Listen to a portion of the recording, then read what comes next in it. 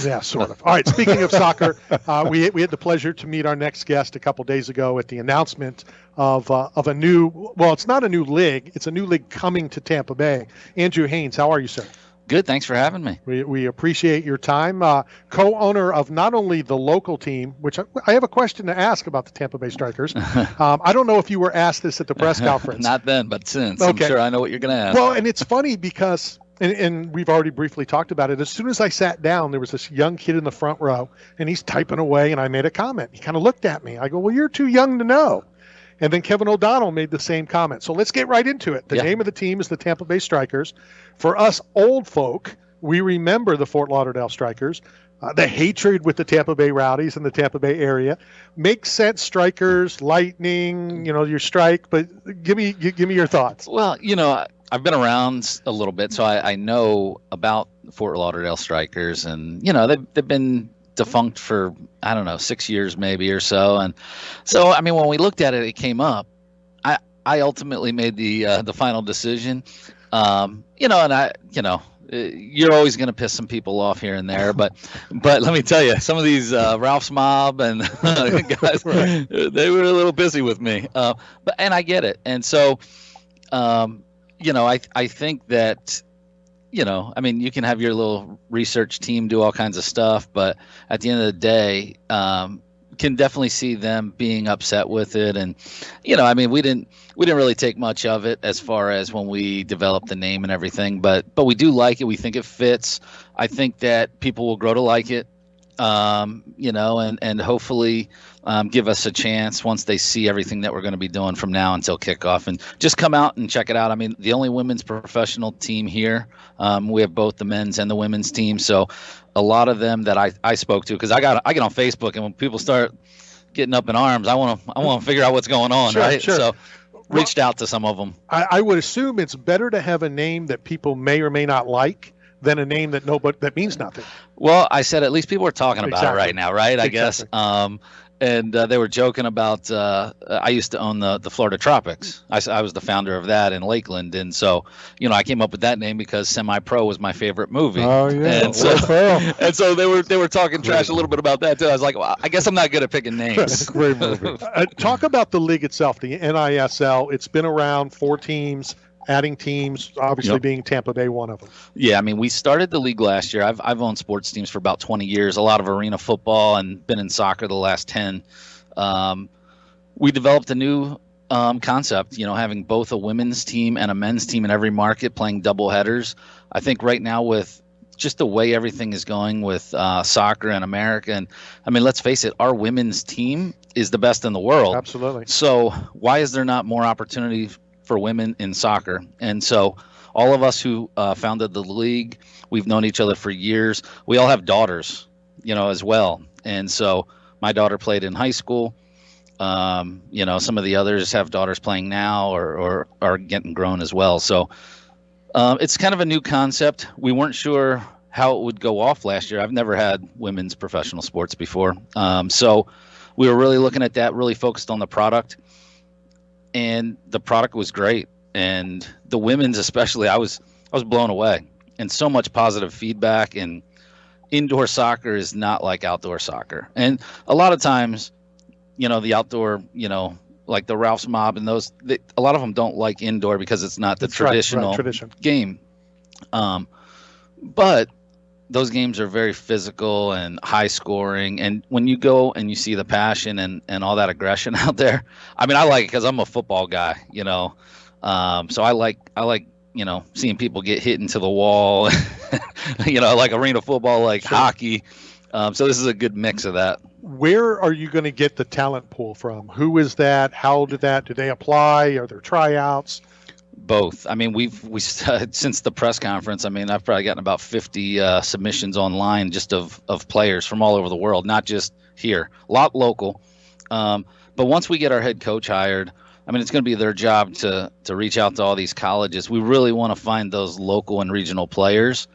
It does a couple things. I mean, from a business standpoint, it's less expensive if I don't have to, get visas and house, the entire team.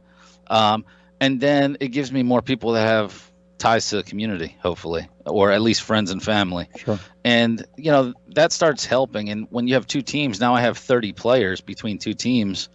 If most of them are regional or have ties and are being able to pull some fans here and there, that can help boost our attendance by 1,000 just from that. Let me ask you this, because we addressed this, and I don't know the answer.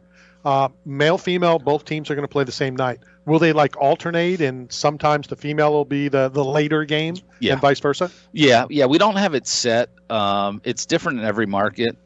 Last year in Memphis and Fayetteville, which are teams that I owned, we did the men's games first on Saturdays and Sundays, women's games first on Monday through Friday.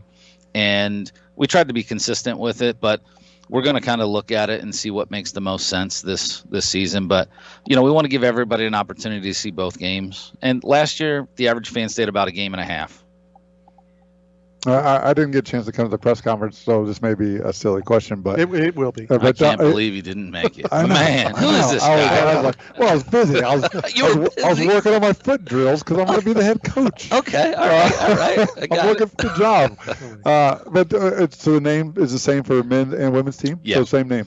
Yeah, when we first launched it, that was one thing we really talked about. Do we separate the name? And we just found and kind of thought through, like, it's better to just have one brand. Sure. I like it. And so a lot of teams overseas do that as well. Okay. They have the women's team that's the exact same name. So, it's a lot easier for us. Any future co-ed league? I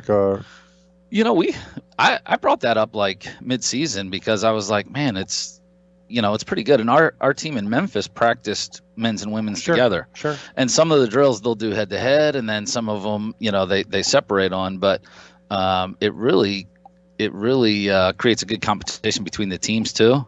Guys don't want to get beat, and then the girls want to, show that they're at the same level. So it makes it really highly competitive. And I say this jokingly, but just in case Leslie Lacey is listening, by doing something like that, it's giving great exposure to the men, who are playing against the women who are better, in Team USA than the males. That's for you, Leslie. Anything? All right. Talk about tickets. Very cost efficient. Yeah, I mean, we tried to make it where, the average family can come out and they don't have to mortgage their house to come out. So, but if they need a mortgage, I found out you're involved in all that stuff. Yeah, listen, I mean, the Haines Group, if you need any real estate help, definitely can help you here or in Tennessee in case you have listeners up there. We do. No, I mean, we want to make it affordable. Group tickets start at around $15. Season tickets start at $120, and you get both games. So really, it's 10 dates, 20 games for $120. Now, if you want to sit up front, it's a little bit more, but it's still under $500 for the season for the most premium seats that we have. So very, very affordable. We'll have some deals here and there. But one of the things that we try to do with that is we do a lot of camps and clinics. So we do a lot of clinics for youth prior to the games. And that ties in with tickets where they can come out for, I think in Memphis they were $50-$60. You get 2 tickets to the game, you get a 2-hour clinic. Wow. They're getting taught by the players, and it builds those relationships. For sure. You mentioned, you asked me about arena football and did I like it. I told you I was going to tell you a story. So we had 10 tickets, my family, front row, end zone at the Trop. I'm probably the only person ever to do this. This won't surprise you. I called the corporate office and complained. The cheerleaders were blocking my view, because I was right there in the, you want to get the football. You want the only guy that has ever complained about that. I loved watching the cheerleaders. I just didn't want them in the way of me trying to enjoy the Can game. you please move? Exactly. Exactly. When does everything kick off? Well, first you got to put a team together. Yeah. I mean, it started since, a few months back, and we wanted to wait until the press conference kind of see what other kind of candidates we'd get for the coaching position. So we've got some highly qualified candidates there. And some unqualified ones. And I mean, maybe if we have a youth team where there's no kids, we might be able to get him to coach. I'm great for that. Or a senior citizen league. Yes. Yeah, he may be perfect for that. Got bingo already. I'll just bring him over.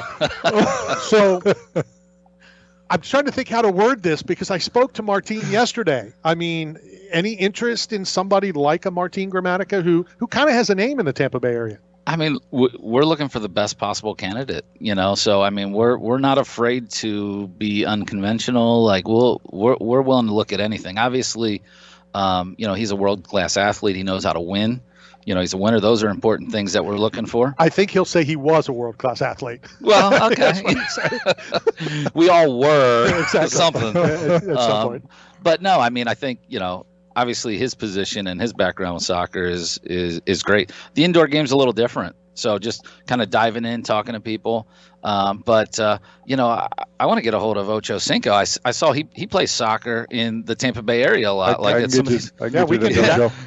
need him signed. I will sign him today. To play or to play? Yeah, okay. He is still a freak of nature. I don't know if I'll get you connected to him. Yeah, we'll reach So out. we have the same boxing coach. Okay. Okay. Good. Talk about logos, colors, the decisions that went into all that. We have like a team of people. I'm not that smart when it comes to that. Like I'm the worst when all that comes into it. But I mean, it all kind of just started with initial concepts. Once we narrowed down the final few names, then it, I think the colors here. No, we did submit that as part of it. But sometimes we let the designers come up with their own ideas too outside of what we did. Like I wasn't thinking a circular shield. I was thinking something different in my head. But when I saw the circular crest, I was like, man, that looks nice. And we got the magnets and we have a lot of stuff. Like we're gonna get stickers, so a lot of stuff that's gonna look good out there, easy to print, and it's recognizable with the colors. And we wanted to keep it simple. Sometimes people get a little too crazy with the logos and the branding, and we want to keep it simple so you see it, exactly what it is. I mean, it's pretty hard to miss a big soccer ball with some lightning bolts and self-explanatory. Yeah. Well, where's the other team? If you're adding Tampa, I'm assuming you're adding another team. Well, we are in talks. I mean, I'm personally in talks with a lot of arenas to grow the league. Do you talk to yourself, seeing that you're an owner and a co-owner of other teams? I do. I have conference calls. Sometimes I just get on Zoom by myself. I mean, I have to entertain myself. Right, for sure. But no, I mean, I'm really in growth mode. My goal with Michael Taylor, who's my prime partner here, he's also my prime partner in all the teams. Our goal is to develop 10 to 15 teams over the next 3 to 5 years. Okay. That are under our portfolio. And so there's a lot of benefits to that. And really it's about being more efficient and being able to operate and share services. And when you're out selling sponsorships and things like that, there's a lot of ways that it will boost every team, especially when we're a minor league. So we don't have huge staffs like the major league teams here. So we have to be very efficient. We have to wear many hats. But expansion wise, I anticipate we'll have one other team that'll be a great rival for here. It's not going to be Fort Lauderdale Strikers. Somebody said Fort Lauderdale Rowdies. Right. I guess we'll call them. That would be awesome. Oh, that would be classic. That would be. Now, I'm just the idiot that would do that. Yeah. Though, so. And I'm the one that would promote it because that would be I'll awesome. coach both. Well, it's funny that you say that, coaching both, because I wanted to ask you this. When you're a part owner of different teams, how difficult will that be? It's kind of like being an agent for two fighters that are fighting each other. Yeah. I mean, you're not going to root, but don't you want to root for your team? It's very bizarre because, like I said, I've been in it 20 years and I'm like that crazy owner that gets fined by the league for like yelling at the refs, throwing water. Oh, we're going to be best friends. Stuff like that. Okay. So that was now I'm getting older. I'm more mature now. But now we're not best friends yet. No. A little more. I have a button down on today. I'm not wearing flip flops. I am. But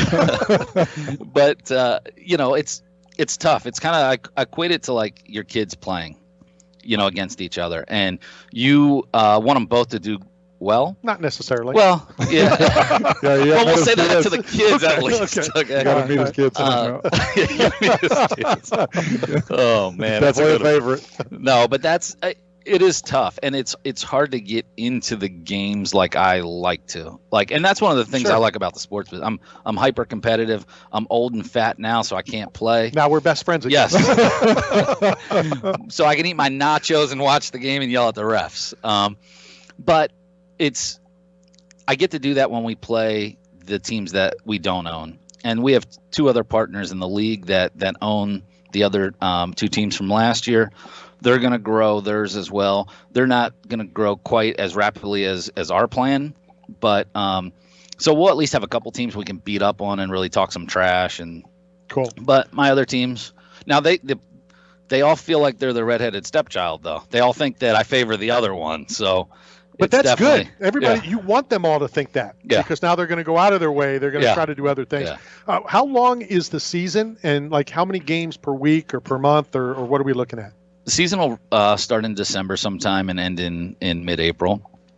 Once we get the dates from all the facilities, we'll have the schedule together probably in September, but it'll be 20 games, 10 home, 10 away. And the seasons we're extending a little bit because we had more weekday games last year, and we want to play more Friday, Saturday, Sundays. So we extended it a few weeks, and we shrank it to 20 instead of 24 games. So, I mean, I would say it's probably going to average about a game and a half a week.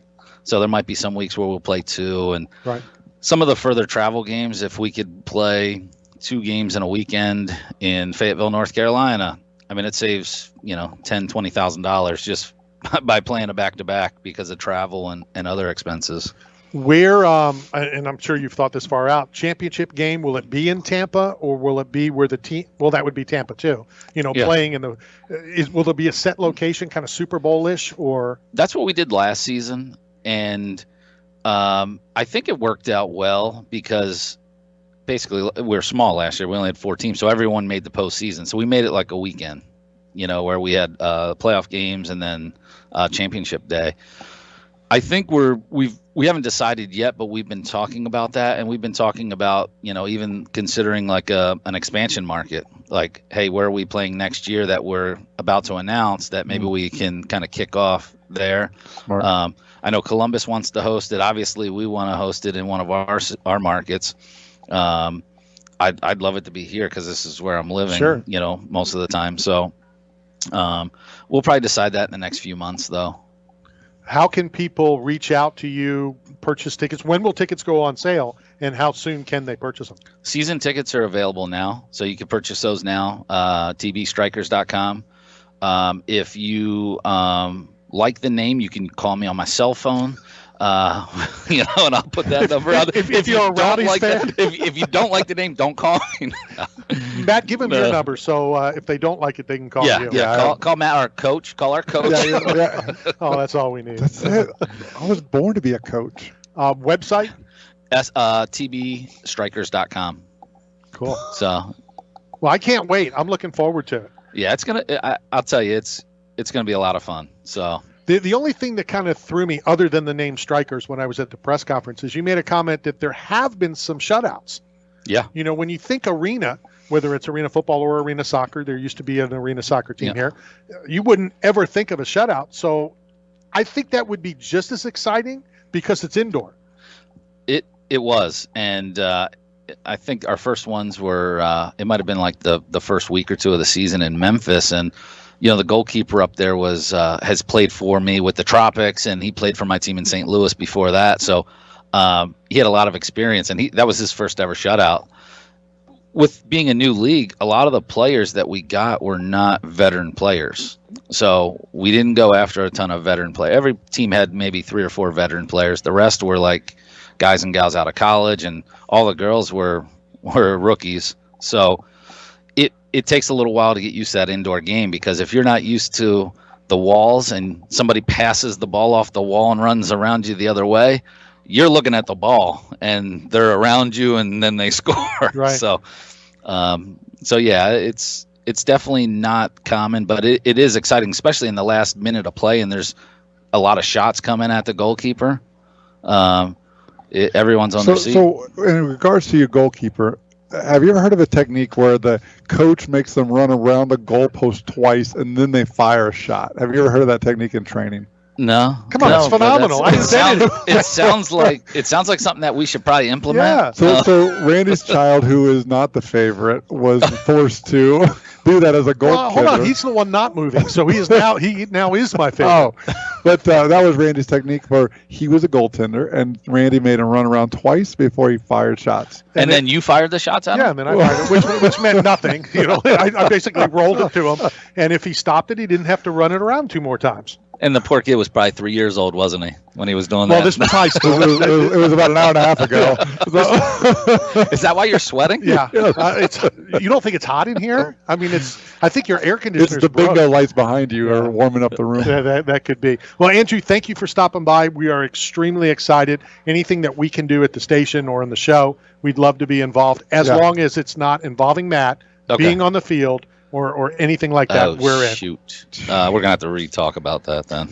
Well, I would like my seats to be on the bench so I don't have the cheerleaders in front of me. All right, I'm going to tell you another story. You got 2 minutes? Yep. All right, I'm going to tell you a story. So Chuckles and I, we do a lot with bare knuckle with BKFC. Yeah. So the fight is on a Saturday. This was a Friday at the weigh-in. So his wife comes over to me and says, "Randy, where are you sitting for the fight?" And I said, "Well, I'm inside the fenced area in the VIP section." And she goes, "Well, where is Mateo sitting?" And I go, "That last table all the way in the back by the parking lot, because I can't trust him to be anywhere near anything or he'll end up in the ring." The next day, guess where he ends up? In the ring. He's in the ring. He's now part of the team. What are you doing? So I'll do a little bit of everything.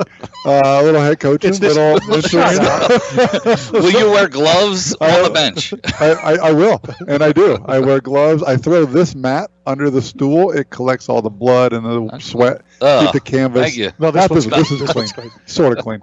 But it collects all that, so that keeps the canvas dry, so the fighters don't slip and fall and get So injured. he ends up in the ring in every bare knuckle fight. Fighter safety. I get to so travel the don't country. say anything about the field or the bench, or he will end up there.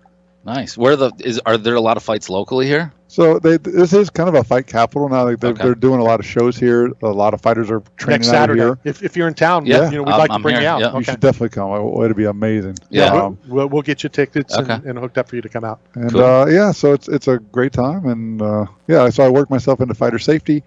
I also do soccer safety drills. We got a DJ over there, DJ Tony. And he knows nothing about anything. That's the craziness. That's the of all best this. part. Yeah, Yeah. we're the That's best. the best part. I think But it's the Semi-Pro is also my favorite movie. And Yes. Jackie Moon, I fighting feel like I'm Jackie Moon. working so hard for Real- fourth place. Like I've never seen the movie. So Oh, What? how have you never seen that movie? What is Jackie wrong Moon. with you?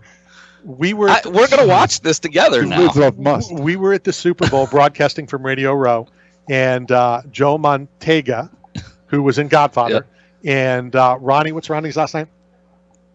Marmos, who just came to town. He does a one-man show. I am Lenny Bruce. I am not a comedian. I'm Lenny Bruce. And I did not know that Joe Montega was in Godfather when I said, I've never seen Godfather. And they said that was the same reaction. How have you not? I used to make our team watch that on road trips. Like everybody knows that movie. Great movie. And Jackie Moon. I would promise to watch it, but that would be a lie. Come on. Like I did with Joe and Ronnie. I can't sit still long enough to watch a movie. I used to do a contest that if you name 10 movies and I've seen 7 of them, you win a prize. And I think only 2 people have ever won, one being my brother. Wow. Because I can't.